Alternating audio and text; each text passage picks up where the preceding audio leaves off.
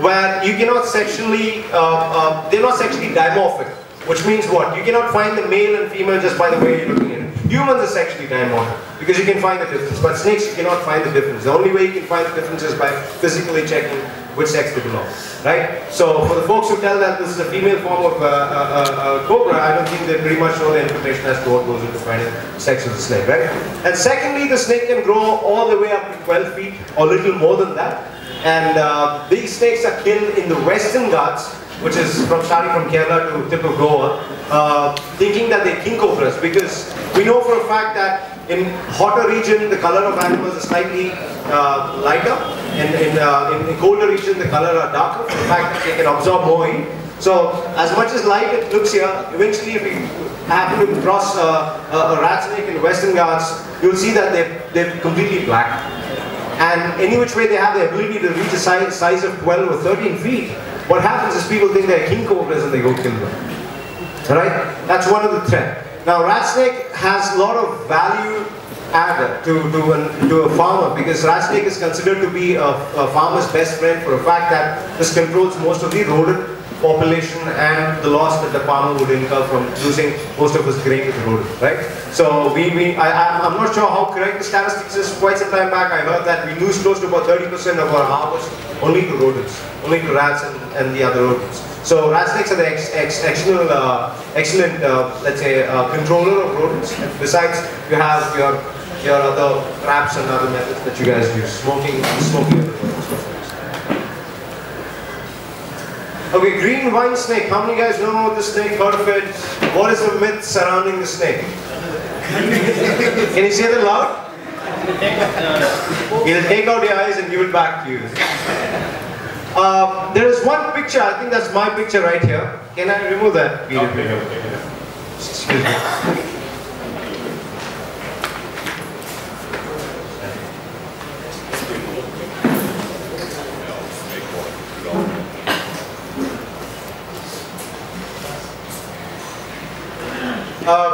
So I would like to hear the name again. What is it called in Tamil?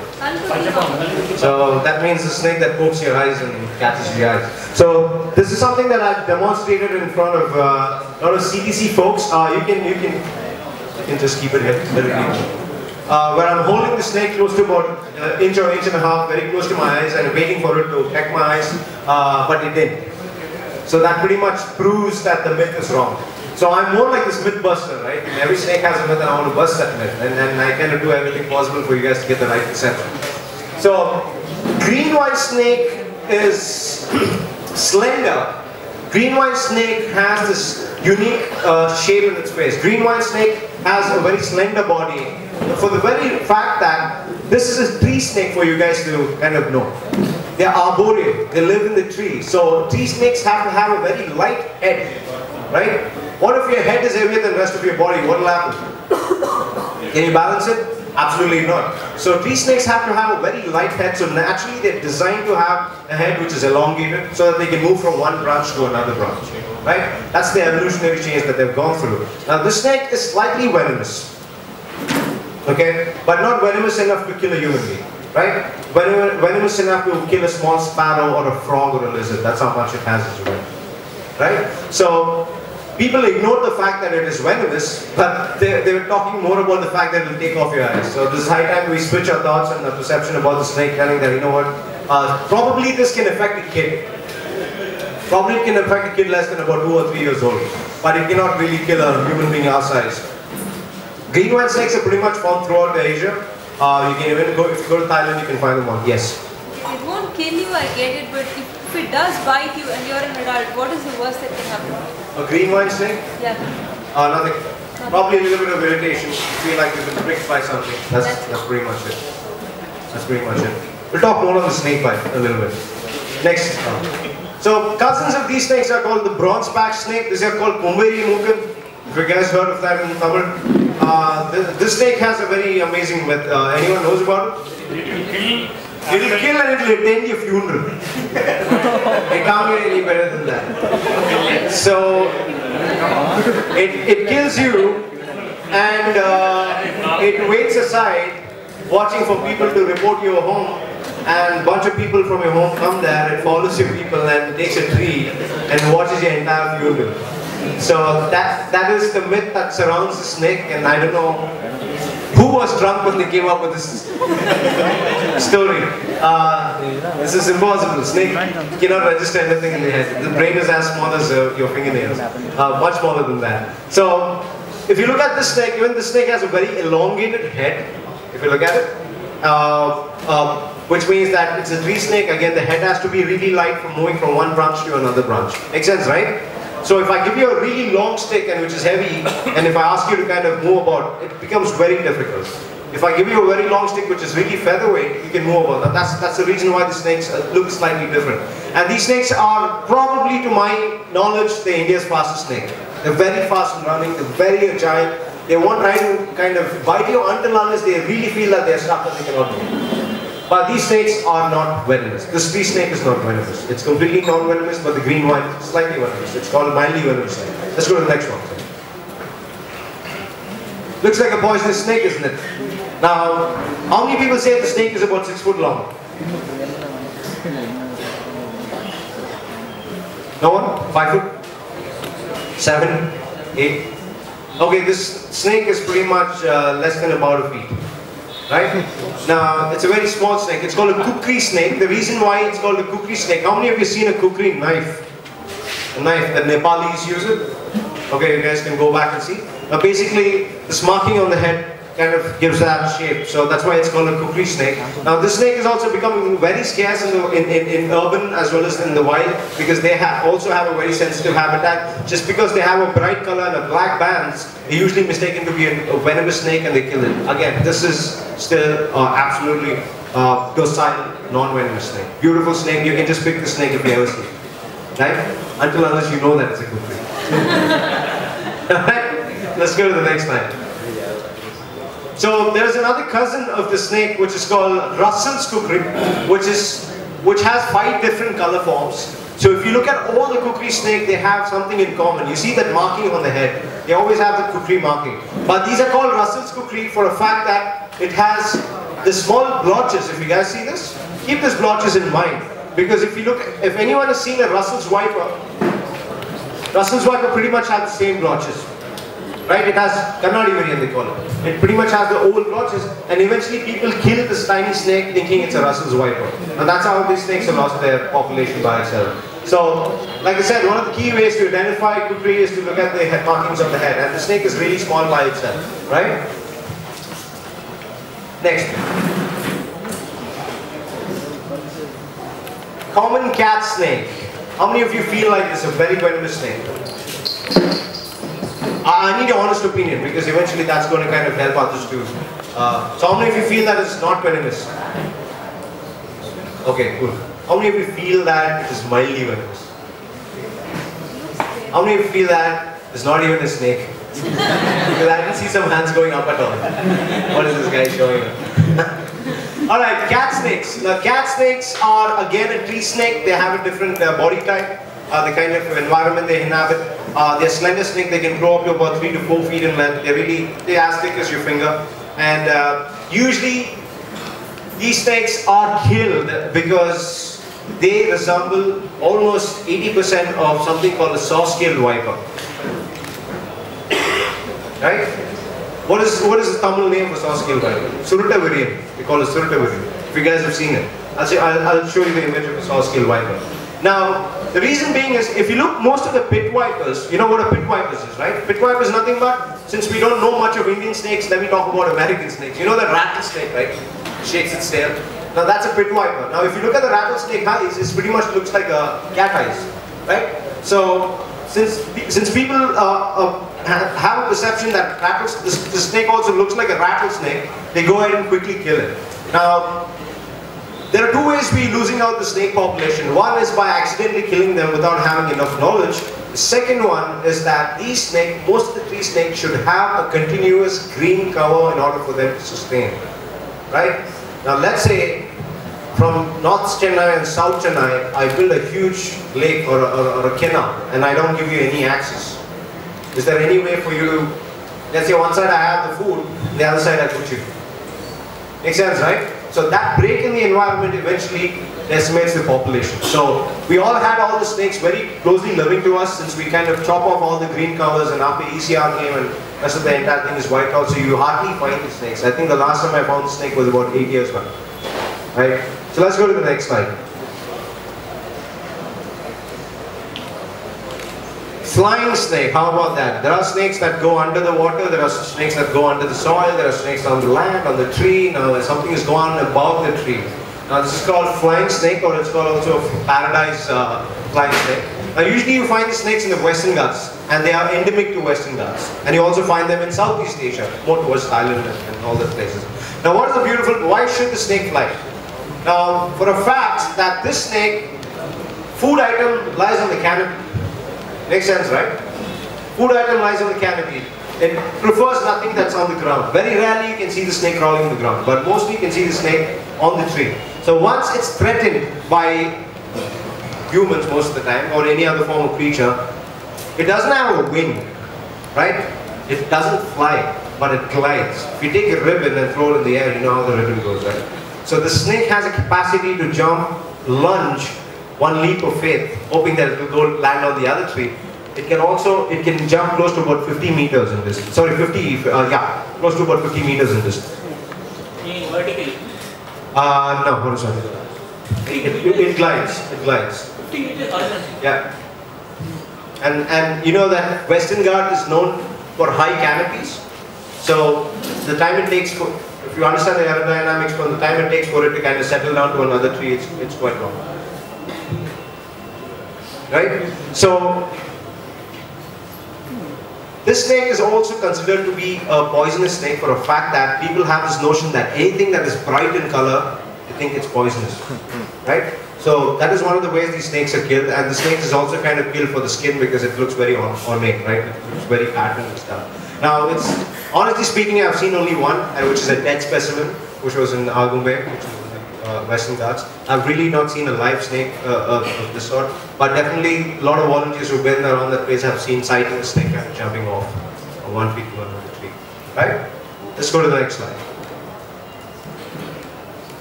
Alright, let's go to the venom is kind of very important for you all because, like I said, I'm going to be highlighting one of the 4 venomous snakes that you may encounter tomorrow or next weekend or whenever you're hitting the spot.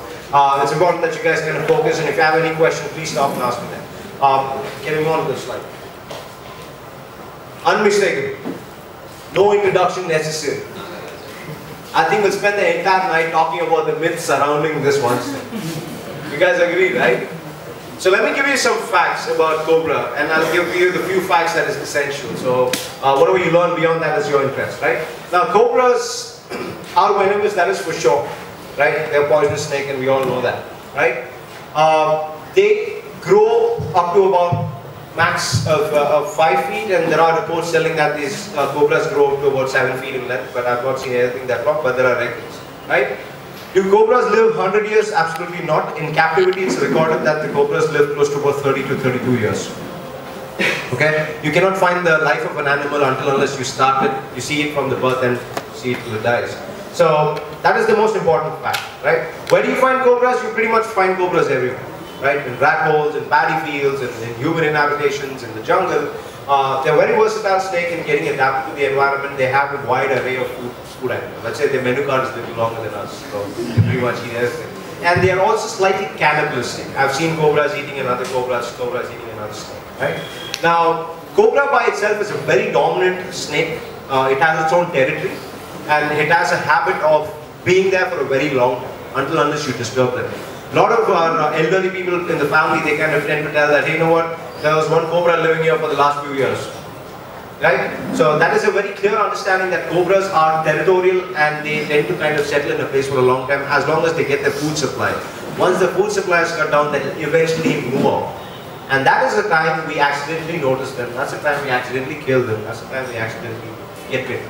Right? So, what does cobra not do? Cobra does not generate diamonds, that is for sure. It has no interest in diamonds, at least. Not like our girls. Buy me a diamond for every occasion. People believe that cobra venom hardens after 100 years and then it can't take it and it regurgitates outside.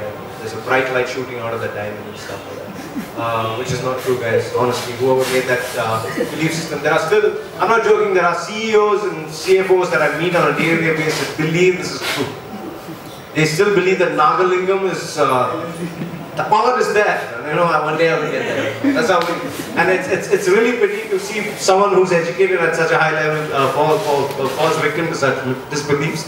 Now, one thing, for the folks who want to know how exactly Cobra acts when it's angry, this is a pure defense posture of a cobra. Just like how we get into a fight, we kind of close our fist, make ourselves look bigger. Cobra pretty much does the same thing, right? Do anyone sit and fight, like sit down in the chair and fight? What is our immediate reaction when we get angry, when you want to hit someone, when you respond to an emergency, rather, let me put it that way. What happens? I'm sorry, ask for a treat. I think you less emergency. You need to meet more emergencies, man. Ask for a treat. That's fine. Yes, you can also do that. But what do you guys do eventually? Let's say we get a, sorry to put this test across, we stand up. That's a defense posture, right? Defense posture to offend as well as to get out of the scene. Cobras pretty much do this thing. Now how can a cobra do this? They are just like any of the snakes in body type. The bones are the same, everything is the same. They just have 2 extra bones jutting outside. And that's exactly how the hood is formed, right?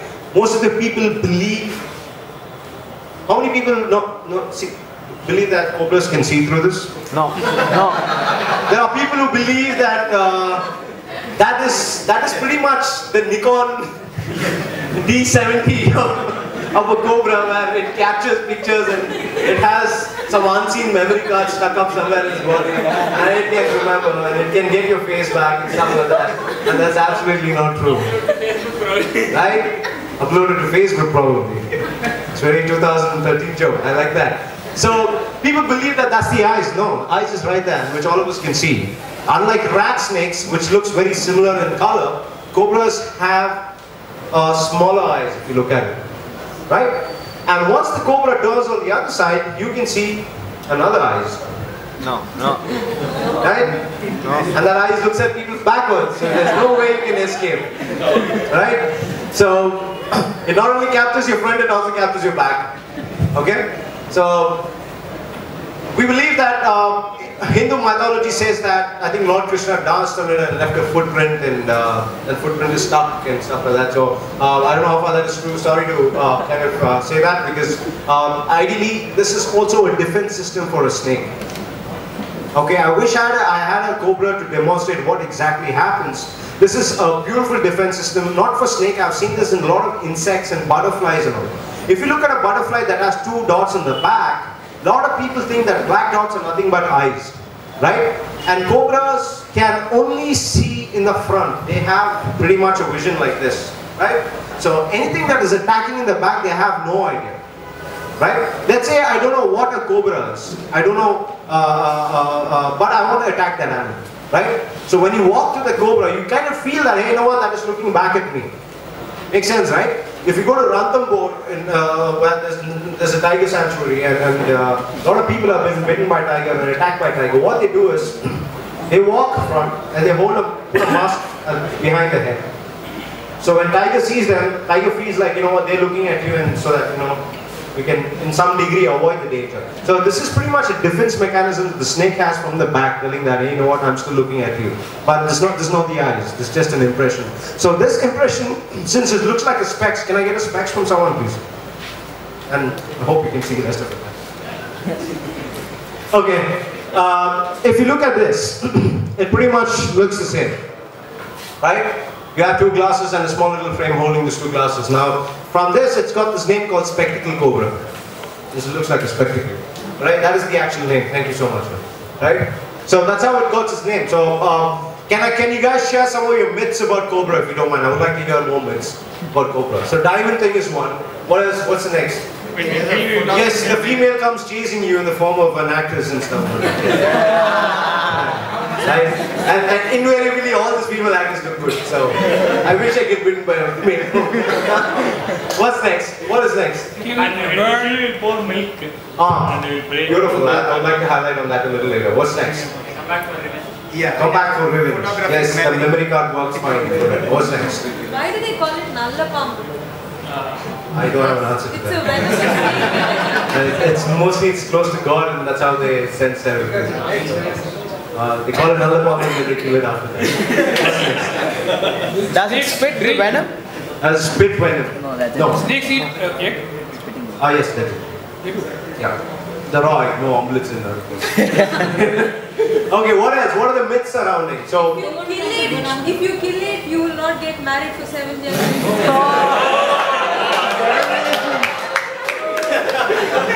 okay, that's a great. I know why the snake population is going down. Girls who don't want to get married, they go kill it. Alright, so that's a myth. Okay, what else? Anything else? Anything more interesting? 7 years of no marriage, okay. Okay. I'm sorry? 7 lives of no marriage. 7 lives of. So, let me highlight some fact. Now, the milk, right? Let's understand, these snakes are completely non-vegetarian. There's no snakes that drink milk. Right? If that was the case, if milk was the only form of diet, the snake should be lying around cow or 24 hours. Right? So please understand that I'll tell you why the snake drinks milk. Usually what happens is they don't drink milk. Okay? Even if you pour the milk inside the termite mound, it gets absorbed by the termite mound. Right?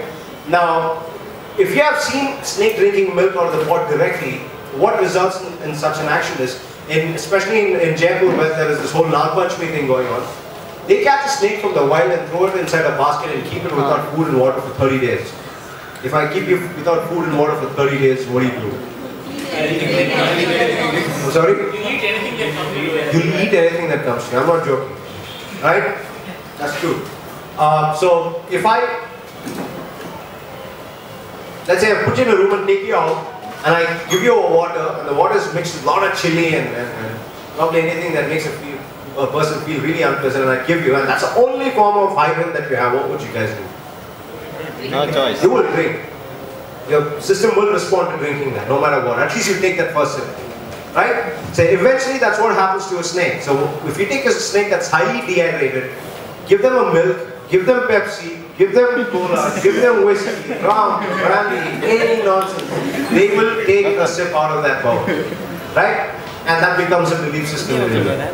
Makes sense, right? Eventually after that, the snake goes through a gastrophageal and gastrointestinal infection. It goes through diarrhea, just like how we go through, and eventually dies from starvation and dehydration. In the form of puja, you are actually killing a snake. And then you start throwing that vermilion on its head. That's even more better. As if the snake is not eaten for a long time, then you start the kumkum and red powder and things like that. So why is there this practice of there are these snake homes, right? The snake homes. People pour meat into the entire.